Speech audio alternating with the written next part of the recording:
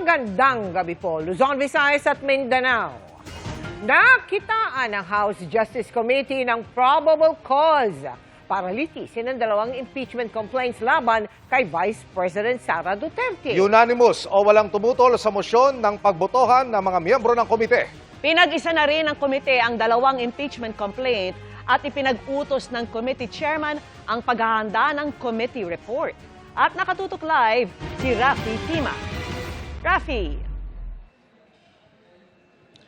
Mel, Vicky, Emil, walang tumutol sa mahigit 50 miyembro ng House Justice Committee ng pagbotohan na kung may sapat bang ebidensya para sa isang full-blown na impeachment hearing ang reklamo laban kay Vice President Sara Duterte. 9/2026. Matapos ang 2 buwang pagdinig at 3 clarificatory hearings, pinagbotohan na kanina kung may probable cause sa dalawang impeachment complaint laban kay Vice President Sara Duterte na tinatalakay ng House Justice Committee. Ang sabi ng dalawang endorser ng Zaballa at Cabrera impeachment complaints, higit pa sa probable cause o sapat na batayan para ituloy sa paglilitis ang mga reklamo laban sa vice. From the misuse and abuse of confidential funds, bribery of DepEd officials, to the alarming pattern of amassing unexplained wealth, to the gravity of threats and seditious incitement that strike at the very heart of our constitutional order, ito po ay klaro. There exists probable cause to impeach the Vice President. Walang duda, higit pa sa probable cause ang ating nakita. Madam Chair, may sapat na usok na tayo para patunayang may sunog, may malakas na probable cause upang i-impeach si Sara Duterte. Hindi ito fishing expedition. Pero bago yan mapagbotohan ng komite, nagtanong muna si Congressman Lordan Suwan. Hindi po ba medyo mabilis ang pagboto natin para sa probable cause? I ask this not to delay the work of this committee, but because I believe that the gravity of what we are about to do demands that we ask it. I think it would be prudent for us, in the interest of fairness, and to afford the Vice President every avenue for due process, to extend by 1 additional hearing date. Ang suwestyon na extension ni Suwan, sinusugan ni Congressman Roch Gutierrez. I am more of the opinion that out of abundant caution, as we keep saying, that we should afford the Vice President more chances. Pero pinalagan ito ng ilang miyembro ng komite. Ito na ho ang pang-anim na pagdinig mula po nung naipasa po sa komiting ito ang panukalang i-impeach ang ating pangalawang Pangulo. Naniniwala ho ang kinatawang ito, Madam Chair, na dapat na ho nating desisyonan niyo yung hapon. We have given so many chances for Vice President Duterte to explain and present her side regarding the impeachment complaints filed against her. Pero wali, consistently absent siya talaga. Ginoghost niya tayo paulit-ulit. Nabigyan na rin natin ng sapat na pagkakataon si Vice President Sara Duterte na humarap at ibigay yung kanyang panig. Despite the repeated notices, despite the repeated opportunities for the Vice President to participate in these proceedings, ay dinedma po niya ang Committee on Justice.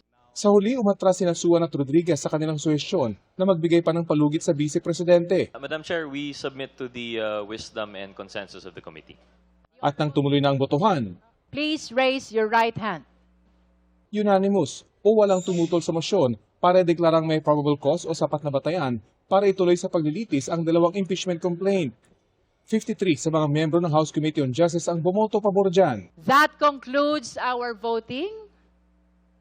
And the chair pronounces that the existence of probable cause has been declared with respect to both the Zaballa complaint and the Cabrera complaint. Culpable violation of the Constitution, betrayal of public trust, bribery, graft and corruption, and other high crimes sa mga grounds for impeachment na nakalatag sa Cabrera at Zaballa impeachment complaints.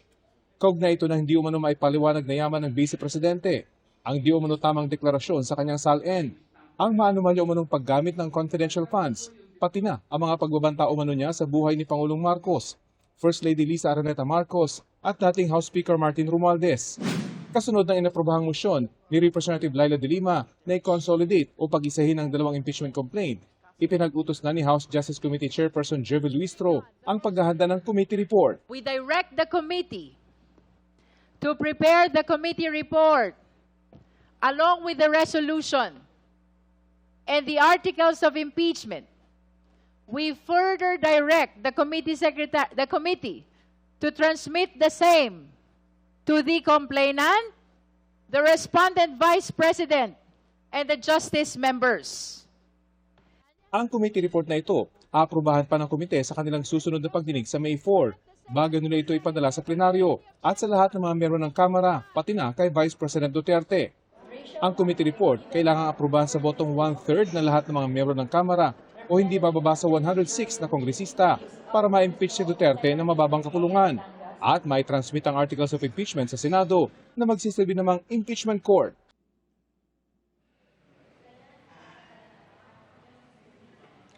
Sa May 4 na o sa Lunes, sa inaasang babalik ang sesyon ng Kongreso matapos ang kanilang isang buwang break. Sakto sa inaasang pag-aproba ng House Justice Committee sa committee report na nagsasabing meron ng probable cause ang impeachment complaint laban sa Vice President.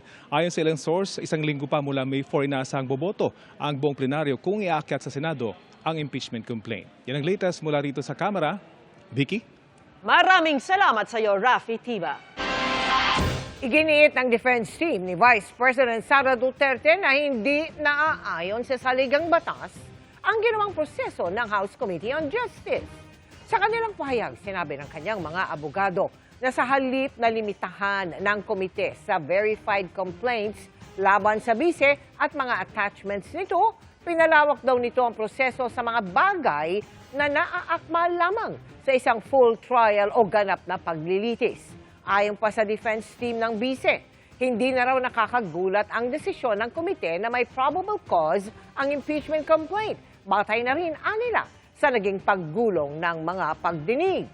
Aligasyon naman ng kanyang kapatid na si Davao City 1st District Representative Paulo Duterte, may tumatawag sa mga chief of staff ng mga kongresista para bumoto pabor sa impeachment kung ayaw daw nilang mawala ng budget ang kanilang distrito.